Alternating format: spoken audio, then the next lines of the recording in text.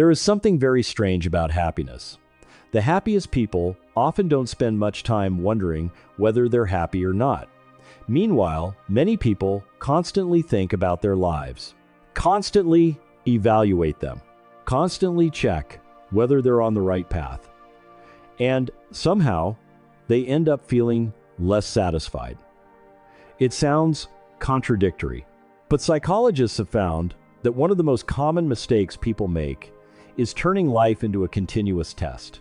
We grade everything. How is my job going? How is my relationship? Am I as successful as other people? Am I reaching my full potential? Am I living the right way? At first glance, this seems reasonable. After all, self-reflection can help us grow. But the problem begins when self-evaluation becomes a habit that happens almost all day long. At that point, we're no longer living our lives. We begin standing outside of them and analyzing them. Think about it. When was the last time you truly enjoyed a good meal? Not while checking your phone, not while thinking about work, just enjoying the meal. Or when was the last time you went for a walk without trying to count steps, burn calories, or turn it into a task? For many people, moments like these are becoming increasingly rare because the modern brain has become accustomed to turning every experience into something that needs to be evaluated. Researchers call this a state of constant self-monitoring, when the mind keeps returning to questions like, am I doing well? Am I happy? Am I living the right way?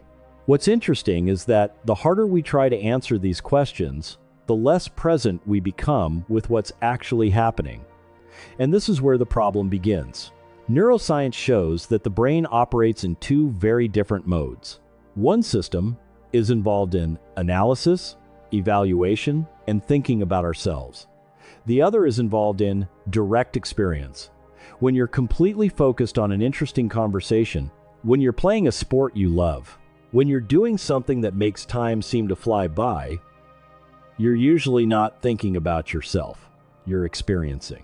And those are often the moments when people feel happiest. Researchers who study the flow state have discovered something remarkable. People tend to feel most fulfilled not when they're evaluating their lives, but when they are fully participating in them. A musician playing an instrument, a chef cooking a meal, a father playing with his child, someone focused on learning a new skill. In those moments, the brain temporarily stops grading everything, and happiness often appears. This leads to an interesting paradox. The more we try to measure happiness, the harder it becomes to feel it. Imagine you're watching a great movie.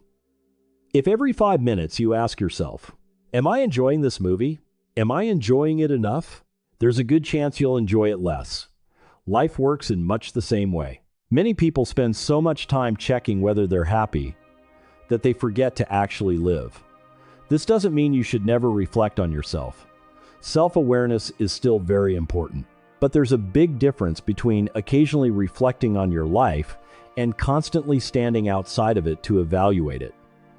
One person spends a few minutes each week reflecting. The other spends the entire day analyzing. The results are usually very different. The first person uses reflection to grow. The second is more likely to get stuck in anxiety. Another study found that people who regularly practice mindfulness tend to be more satisfied with their lives. Not because they have fewer problems, but because they spend more time paying attention to what's happening rather than constantly evaluating it. They listen to a conversation instead of thinking about whether they're saying the right thing. They enjoy the morning instead of wondering whether it was productive enough. They read a book instead of worrying about whether they're reading fast enough. In other words, they experience life more than they grade it. And that may be one of the least talked about secrets of happiness. Happiness doesn't always disappear because life is bad. Sometimes it disappears because we're too busy evaluating life to actually live it. So what can we do? One simple approach is to create moments without evaluation. 10 minutes of walking without a goal, a meal without a phone, a conversation without thinking about what you'll say next. A period of time spent simply observing what's happening.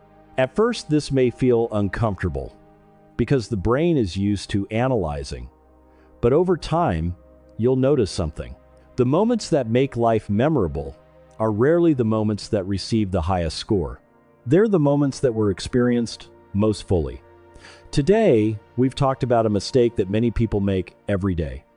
Not working too much, not lacking motivation, not lacking success, but constantly standing outside of life to evaluate it. When happiness often appears the moment we step back into life and truly live it. Imagine the next week. No major changes happen. Your job is the same, your life is the same, but you spend less time grading yourself. Less time asking whether you're living the right way, and more time fully engaging with what's happening. You may realize that what you've been searching for isn't found in a different life, but in the way you're experiencing the life you already have. If there was one idea in this video that made you think the most, share it in the comments. And if you found this content helpful, save it so you can come back whenever you feel like you're spending too much time evaluating life instead of living it. Thank you for spending your time here, and I'll see you in the next video.